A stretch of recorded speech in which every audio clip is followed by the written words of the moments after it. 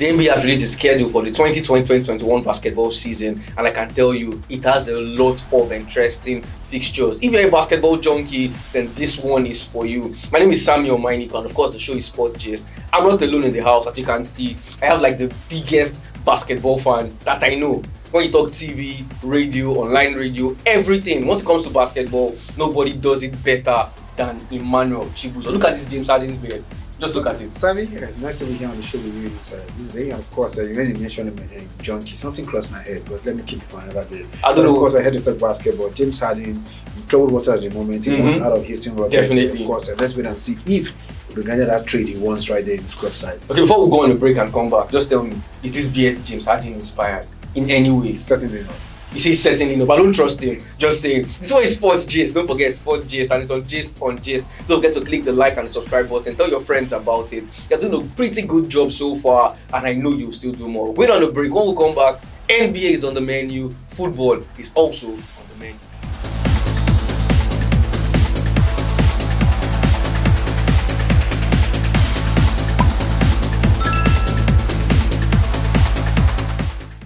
Alright guys, welcome back to our channel. We're still Sport Gist, and of course Gist on Gist. Don't forget, like, subscribe, tell your friends about it, and drop a comment also. Now it's time for us to talk basketball. Emmanuel Chibuzo, if you look at it now, the fixtures are out, everybody's getting excited. For you, what are that fixture? What's the fixture you are looking forward to? And of course, the opening night is on the 2nd of December, yes. Because just 72 days after the Lakers won against the Miami Heat in October. And it's supposed to be next year actually because of the pandemic, no thanks to it. Of course, the two games stand out that night. The Lakers up against the Clippers. They all play in the same building. Okay. And the second, I'm for the second game. What if you call the game like the second game is the Golden State Warriors up against the Brooklyn. And he does, just called the game. And of course, it's a reunion of some sort. Kevin Durant, who left the Golden State Warriors, and he went to the Brooklyn Nets. He's been injured for the entirety of last season. He's back alongside the Kyrie Irving up against Steph Curry, his former teammate Draymond Green, and the rest of them. So it's going to be a bloody night for some basketball fans right there. But fans are not yet to come back in the stadium. And let's not forget the fact that for the Lakers and Clippers, it was the same fixture on the opening night of last season as well. True. I didn't think of that. The same fixture on Christmas Day fixtures as well. So I think it's going to be a 72-game season instead of 82 games because they're trying to plan a big season. Come March. So but I think the Lakers and Clippers are ready. They started training just yesterday. LeBron James signed a new contract with $5 million with the Lakers. Anthony Davis, a new max contract, $190 million as well. So all the guys are back. It's not like the highest Laker ever. There are 4 Lakers players to have ever got to the 100 mark. Yes. And then he's stopping the chart. He's stopping the chart. Anthony Davis, he's young in his prime. LeBron James also got 154. Kobe Bryant got 136. Shaquille O'Neal got about 124. So these are the 4 guys in the history of the Lakers who have gotten the $100 million contract. And they are playing their best basketball. And all of them, all 4, have won championship for the Lakers. But Lakers, Clippers, last season, Clippers were about the biggest favorite, but they faltered by the wayside. No thanks to losing to the Denver Nuggets, who came from 3-1 down to beat them. But I think the Lakers and Clippers are doing all they can. Lakers sold about 6 players. They brought in 4 yet, about 5 right now. But there's a bit of a squad depth the Lakers have at the moment. They still have a space to bring in 3 more players. Them again to get the job done. Of course, looking at the fact you've tied Anthony Davis and LeBron James to long-term contracts, and they are still open to get free agents next season. And the Lakers are still going to bring about 3 more players to the franchise this season, and they have added more shooting to the team. All those talk of LeBron James wants to play with his son. Money supersedes playing with your son. I think LeBron James is a businessman. He has made so much money from basketball. So basically, money supersedes the dream of playing with your son. No. His son cannot play NBA right now because he's still in high school. Yes. Now, by the time the contract ends in the next 2 years, the son will be out of high school. And there's a law in the NBA basketball that permits people to come from high school straight into the NBA. Kobe Bryant was one of those players who benefited from it. Except the rule changes. Now, the son will be 16 at the time. LeBron will be 38 at the time. LeBron may just have to play 1 season and then he becomes a free agent. If the son comes to the NBA, any team drafts his son, he can go into that same team as a free agent as well. Just play 1 season and go. Now, at the end of this contract, he would have earned $435 million from basketball. I don't like talking about it. It just gives me mind issues. Player has earned so. The second player that comes close in basketball to have earned more from basketball. There are just 3 of them that have earned more. LeBron James, the late Kobe Bryant, and Kevin Garnett. So looking at the gap and the miles is gone ahead of them. And there's a rumor also going on that he wants to own a basketball franchise at some point. But he has a shares in Liverpool which nobody knows. He has different outlets and businesses. He's a full-time businessman. He's a full-time businessman. So he has made so much money. But of course, like there are so many transfers going on in the NBA. I'll just ask you one question. Yes or no? Is he the greatest of all time, LeBron James? Yes or no? It's that simple. People have said that no, those older guys, Magic Johnson, Michael Jordan, they should be the greatest of all time. No. He's not the greatest of all time for you. Why? He's done it everywhere. It's what they say. It's what they say. If we start this argument, he's seen it all, done it all. If we start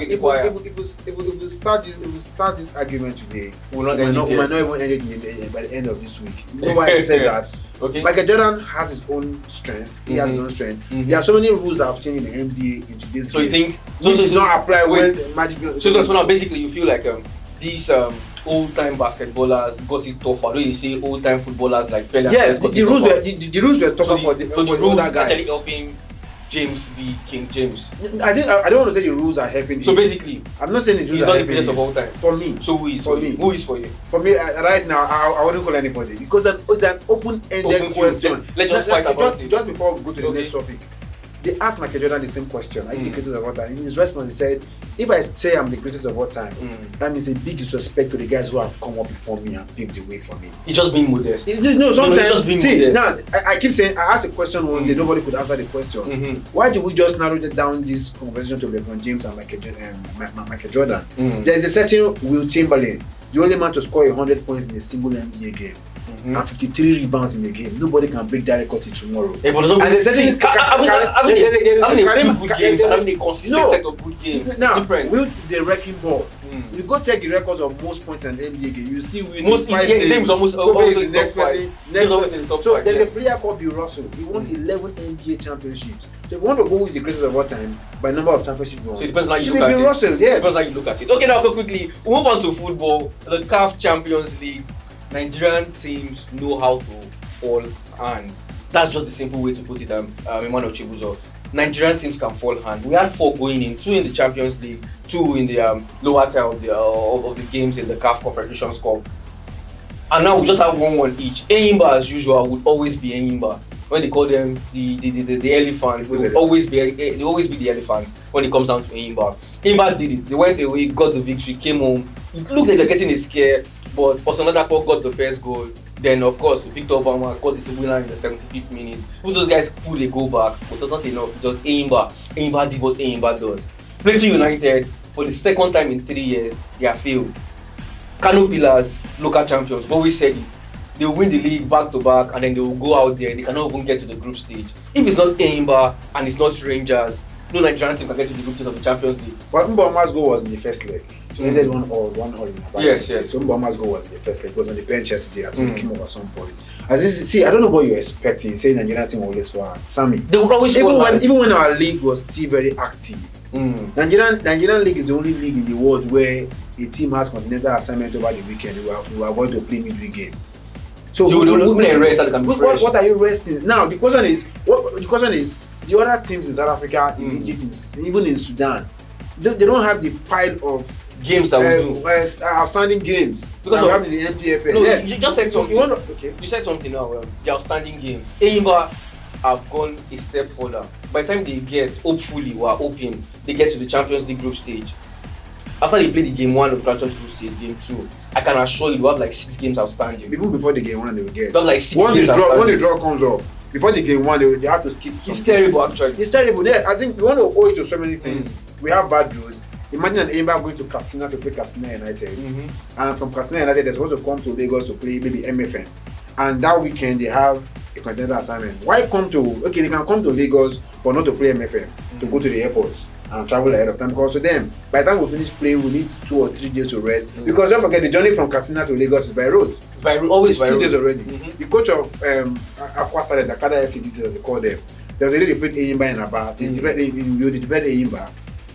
I called him on Monday night for an interview, and you know what he told me? He just got to Katsina. Maybe they motivated Enyimba. They hit the road that night. That night. But that's like the tradition of the NBA. So they got. But is that why they don't do well in the Champions League? Sometimes you blame this fatigue, and sometimes. What does Enyimba do different? See, Enyimba always shows up. Enyimba they have a chairman, Anya Sago, who has been there since 1999. He has been involved in the politics of being involved in the CAF Champions League. He might not be doing it so well as when they had Odris Okalu there. But come on, I think even the quality of players we have, and you know there's this thing we always say, the way the NPFL is being structured, to a large extent, it also affects the team when they go to the continent. Because you're not playing a system that is well organized compared to what you have here. Yes. And sometimes the quality of the players you have here, how well are they motivated? It's not about the money. Now you're traveling from here to Katsina to play a game, or by road. Katsina, you're coming back to Lagos to play MFN. The fatigue is there, the jet lag is there. That's why a coach is always telling you that when the team is going away from home, they have a different team that travel for away games. I remember. So most times when these things happen, our team is not right. The last time Enyimba won the CAF Champions in 2009, Tottenham got to the final. Okay, well, they lost to TP Mazembe. Okay. And what else? Kano Pillars came to the semi-final. So our team, we've not been at the forefront right there. Kano Pillars are supposedly the champions of the NPFL, looking at what happened in the coronavirus period. But come on, I think we are not ready. We're not ready to do. Okay, Rivers United also did quite well in that one. So Rivers United are through in the Confederations Cup, and of course, Enyimba are through in the Champions League. What do we expect from these teams now, briefly? Are we going to be seeing them in the group stage? Yes or no? The big advice is don't put your mind there, because your shot might hit back. Just short your expectation. The Bible says, especially the organization, don't be cut short. But don't just put your expectations. Don't have expectations. Don't have it, because now Aqua United brought in about close to 7, 8, 10 players. Is that we do? We change the whole team. Change the entire team. So that's how we do. You have the players of Enyimba and Nemena. But in fact, Rivers United went to Enugu Rangers to show. Gordon Aguda, Bobby Clement, or Adetikbe. Both of them scored yesterday. By the time you bring in this entire squad, the main players are on the bench. So you have the natural attack to the first of the coach. So at the end of the day, we are going through circles and circles and circles. And so I think the best advice is don't put your hope there for them to get to the group stages. If they get there, good. Support them. If they don't get there, just move on as if nothing happened. Don't get hurt. Eat your food. That's what Emmanuel is telling you. So just chop your rice, chop your eba, live your life. Now we'll move on to the Premier League very quickly. Jose Mourinho and Arsenal. Whenever Jose Mourinho meets Arsenal, it's like father to son. He gives him advice. He gives Arsenal advice by beating them. We saw Son and Harry Kane yesterday. Those two, the understanding between them is just simply fantastic. With their eyes closed, I think they can still assist and score goals together. No, there's so many things happened in that game yesterday. Jose Mourinho, that was his 17th game. Okay, before the game, 17. Now, after the game, 18th game against Arsenal. He has won 9, he has drawn 8, he has lost just 1. And Mourinho has never lost any home fixture to Arsenal. And the victory, will he ever lose any home fixture to Arsenal? And the victory yesterday was the first time Tottenham would do a back-to-back North London derby victory over Arsenal since 1982. Now Arsenal has about 15 points at the moment, which is about their worst start. About their worst start since 1981. A whole lot of things is going wrong right at Arsenal. At the beginning, we thought Arteta was the savior, like he was Jesus Christ. Yes, he had come, he had died for their sins. I for one felt Arteta would have lashed on the victory he had in the FA Cup, and the Carabao and the Community Shield, and go to the Arsenal and tell them, I need Ozil in my team. Because he has results. No, Arsenal. See, we are now. Are you sure it's the board that says they don't want Ozil, or is the manager that doesn't want Ozil? You know, when Arteta came in, he has been arranging cones for Pep Guardiola. Kabla will say, "Hey, training time, we'll set the cones. You set the cones. Then after training, he will pick up the cone. He dye his hair, look good." So we all thought Arteta had drawn, and maybe Pep had rubbed off on him. So he came in looking all majestic, and then Arteta was doing more than setting cones. Arteta was in charge of. He was doing more than that. He was in charge of the training, day-to-day training of the team. When he left, day-to-day training is setting of cones. No, Sammy. Jump, Aguero, jump there. There's a cone man. No, jump there. Being serious with it. When he was about to leave the team, the players were angry. Some of them cried because he has been the one who has been working with them. That's why when he left, Pep never came to reality with it. Pep never came to terms with it. Arteta did more than that. Now let's not forget, people who don't know, Arteta and Pep were together in the Barcelona team together. Yes, we all know but that. It was down the pecking order. After him, there's Luis Enrique, there was Xavi on the bench, there was Gabriel in the team as well. So Arteta had to now leave to Paris Saint-Germain where he played with Kocha before he went to Celtic to win the league. So Arteta has been a journeyman. So I think he did more than setting cones. In fact, it wasn't even his job to set the cones. No, but you get my point. He worked in training most of the time. He was the one who was in charge of the training. He has the brains. He does. Technically, Arteta has it. Now, this is what so what's wrong with the Arsenal team? Well, after Unai Emery left the team, let's not forget when Unai Emery, after Ozil was not playing. When he came in, the first 10 games of Arteta, Ozil started every of those 10 games. Then what happened? He was covering more distances. Now, after the pandemic happened, no time to the pandemic, the boys went on lockdown, the clubs are now trying to slash salaries and what have you. Ozil said he was not going to do said that. he was. Ozil also came out to say he wasn't the only player who said that. The captain of the side, Aubameyang, Lacazette, and Guendouzi, the club said they're going to take 12.5% of their weekly pay. Ozil wasn't going to do that. No, it wasn't. That was not the reason why he said. The club said they are going to pay the money if Arsenal qualifies for Europe. There's a condition attached to it. If and Arsenal were 9th or 10th on the table at the time, so it was a difficult period, which meant if we don't finish between 6th and 7th, we might not even go to the continent. So Ozil said this does not work out. The club still has money. So that was his reason for saying that was the reason why he said. Wait, you just said something now which was an obvious part. He was not the only player to have said so. So why is he the only player that was freezed out? Victimized. Now there's a whole lot of things. After he spoke out about the Muslims that were being victimized by Chinese and what have you, he said Arsenal did not stand by him. He came out, these players how they feel entitled sometimes. Today said they did not celebrate his birthday at Man City. He was angry. So he felt the club did not stand by him. Of course, Adidas had to cut off his contract because of the comment he made about the Muslims who were suffering at the time. I think he now went overboard. When Arsenal sacked the Gonzaros, the mascot man, when he went to Twitter to say, I will pay your money as long as Arsenal kept me. People applauded him, but I felt that was stupid. He shouldn't have done that. He should have done it. It was more like it was a slight on the club. He should have done it in secret. Just like the bottom line is they cannot fight authority. Okay, let's skip back to the Tottenham game before we start talking about Ozil and going on and on. Tottenham defeated Arsenal 2-0. They are tied on points with Liverpool, and as it stands right now, tied on points. They are leading on goal difference. They have 14. Liverpool have 9. Can Mourinho and Tottenham pull this across the line? With Mourinho, anything can happen. He has shown to you that he can work magic with this squad, and he's doing it at the moment. Harry Kane has 10 assists in 11 games. The only player that has that record in the beginning of the season is the certain Mesut Ozil that you are trying to smite right now. You say I'm trying. I'm not trying. I don't do anything. In 2015-2016, I did not do anything. Ozil had 10 assists in 11 games, and that's the same record. There was a game he had 4 assists. All of those. Remember, it was a beast in that game. And now Aubameyang has scored just 2 goals in 11 games. He cannot even trap ball. So now, if you throw ball for Aubameyang, cannot control. It's not his fault because it's whose fault? My fault. Supply, no supply is coming. Is that why he cannot control a ball? See, isn't we can do this forever. Isn't it when you see the ball that you control the ball? But when he comes, at least control. Who gives you the pass? When he comes, is it Ganaxaka that makes no errors in the final third of his own half? Okay, now quickly, Thomas Partey is injured, and I've been no Thomas, no Partey. It's party after party for them at the Emirates Stadium right now. Since he came in, he's been one injury. But he's injured now, so yes, he's injured. I think he was not even supposed to play that game. Yes, but the manager tried to rush him into the game. Exactly. But now to bring Steele in the midfield.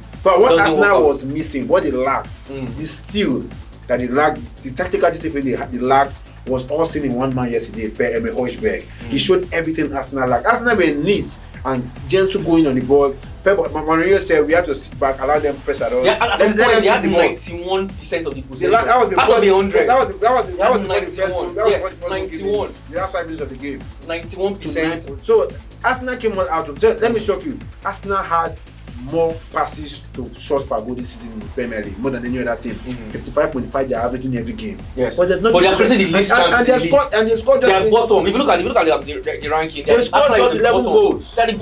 In chances created, Arsenal remains the bottom. Let's just move on. Go to Arsenal stock forever. Barcelona, they lost to Cadiz again over the weekend. Ronald Koeman, what is he doing? I think it was a wrong call. Like there's a saying the president of Barca said at the time. There are only few players that can say no to Barca or Madrid when they come calling. He was doing a perfectly good job as manager of the Netherlands. Was he? Yes. As the manager of Holland. Was he? That was a team that was reviving after they missed the last 2 major tournaments. They were coming back, Memphis Depay, and the rest of them, Virgil van Dijk. He was doing a perfectly good job. They were on the verge of qualifying, doing good job. Now all of a sudden, Barca came calling. As a boy hero, he played for them. The last time Cadiz defeated... It's Barcelona. You don't have to explain being called by Barcelona. Exactly. Madrid calls you, Barcelona calls you. In England, United, you answer. The last time Cadiz defeated Barcelona in 1991, it's certain Ronaldo Koeman was in that team that lost to them. So maybe it's his culture. So he went there, and who scored the winning goal? It's certain Navarro Negredo, who played for Real Madrid, went to Man City at some point. He has spent barely 40 seconds on the pitch when he got that goal. But Barca had 21 shots on target yesterday. 10 of those shots were from a certain Lionel Messi. There were injuries. I think Dembele now is also injured. That one has Alexander strains and injuries being a doctor. It's like a doctor. So I think for Barca, things have been before that defeat yesterday, they've won 6 of their last 7 games with no competitions. They've been on the ride at some point, but I think things are not going well. The rumors of elections coming up in January, distractions, president, and of course even himself. There's no guarantee he's going to win the coach of the side because the new president might just not like most him. likely Victor Fonte once he comes in, his candidate is going to be Xavi Hernandez. So he already has. That's why the club is not giving him all the money he needs to buy players because this man will end up losing his job when the next president comes. So things are not going down right there. I'm not surprised that Atletico Madrid are doing their job because for me this is their best season again. It's their best chance to win the league. Actually, best chance to win the league. We're going on a short break, and when we come back, coming in for the concluding part of the show is the Champions League. Yes, the Champions League. We're taking center stages as Real Madrid might just be playing in the Europa League. We're going on a break. We'll be right back.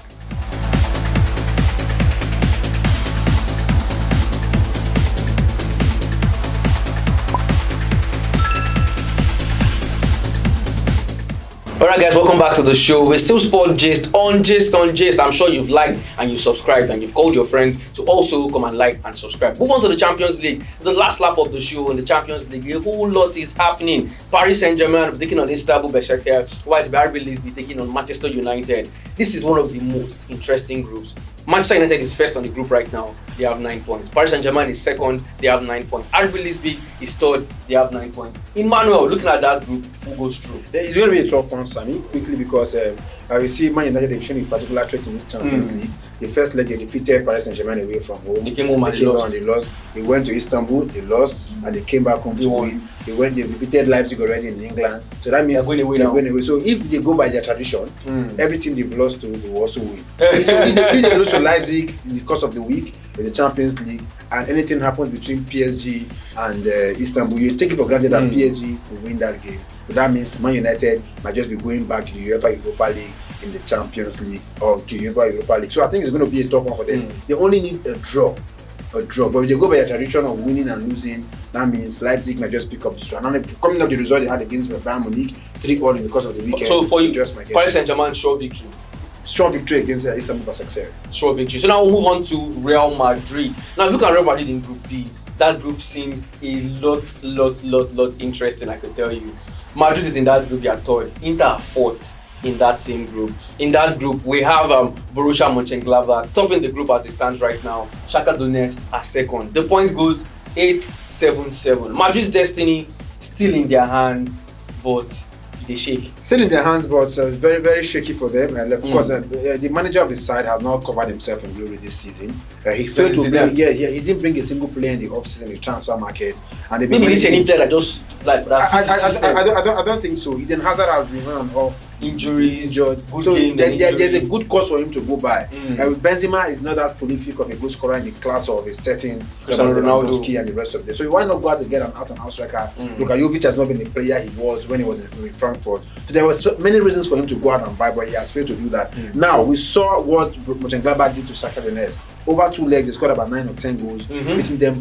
So another team that has been surprising me is Inter Milan. That team is loaded. In the midfield, Raja Nainggolan is there, Arturo Vidal is there. The team is packed, and they are 5 bottom of the table. So what does it mean? They still have an outside chance to also qualify. I think it's probably a Conte problem. Maybe it's not. It's a Conte problem because he's a league manager. He knows how to win leagues. He has set himself up to be sacked by the team. Look at where they are on the table right here in the Italian Serie A. They're also struggling. So they are second on the table, 5 points behind AC Milan. Of course, let's not forget Juventus who are also struggling under Andrea Pirlo. So I think he has set himself up to be sacked on both ends, whether in the league or whether in the Champions League, because he has this team to win the league right there in Italy. But we are struggling. They need to just win their last game for Mönchengladbach up against Real Madrid. We've seen what Gladbach has been doing this season. So I think it's not for granted that Madrid might go all the way to win. I didn't ask you in the other one. Manchester United's group, what are the 2 teams that qualify? I'm putting you on the spot. I want to put money on top. What are the 2 teams that qualify? It's a tough one. I'll go with PSG and Leipzig. Man U goes to the Europa League. Yes. Okay, Madrid's group. I'll go with Mönchengladbach. Okay. If you go with Mönchengladbach, I'm not calling Madrid. I'm not calling Madrid. Mönchengladbach goes through. Jesus is Lord. That's what I'm supposed to shout. Yes. How will Madrid play in the Europa League? Are they bigger than teams that are playing in the Europa League? They're bigger than all the teams that play in Europe. If all the teams that play in Europe. See, that's what you think. We give them the credit they deserve when they are doing well. Right now they're not doing well. Let them go and play where their mates are playing. That's the word. Hey, so Madrid is now Arsenal's mate. No. See, that's what he said. When I say mate, in terms of quality in the team and recent form, they're Arsenal's mates. They're not Arsenal. They are still not Arsenal's mates. They're bigger than Arsenal. See, this play their mates are playing in Europa League. That's not Europa League. If you are playing, there's something I always say. They say, "All my mates don't leave me." Your mates are where you are. Where you are at that moment, that's where your mates are. Oh, where you are at that moment, that's where your mates are. Look at that quickly, just quickly this one. Not much to talk about in this game. Barcelona, Juventus coming on. Both teams have already qualified. What should we expect in that game? Who wins? It's just a bragging right. It's so much talk of Ronaldo and Messi playing for the first time in the group of the Champions League. They can go anywhere. The two teams have already. Ronaldo may not go play now. Exactly. They can just afford to just accept one of the score goals and continue to set the record. I expect the two teams to rest their star players. Rest them for the league games and of course group stage of the champion for the next round of 16 come next year. Okay, thank you very much for doing the show with me, Manuel Chibuzo. Yes, it's been Gist on Gist and it's been Sports Gist. Thank you so much. We'll give you all the lowdown from the NBA to the European League, even to the CAF Champions League, everything you need to know. You trust us when it comes to giving you the very best and the latest in the world of sports. We always get it done. Thank you once again, Emmanuel Chibuzo, for doing this. The pleasure is all mine. Only time for you. Okay, my name is Samuel Mainiko and I'll be back here to give you all the latest when they happen.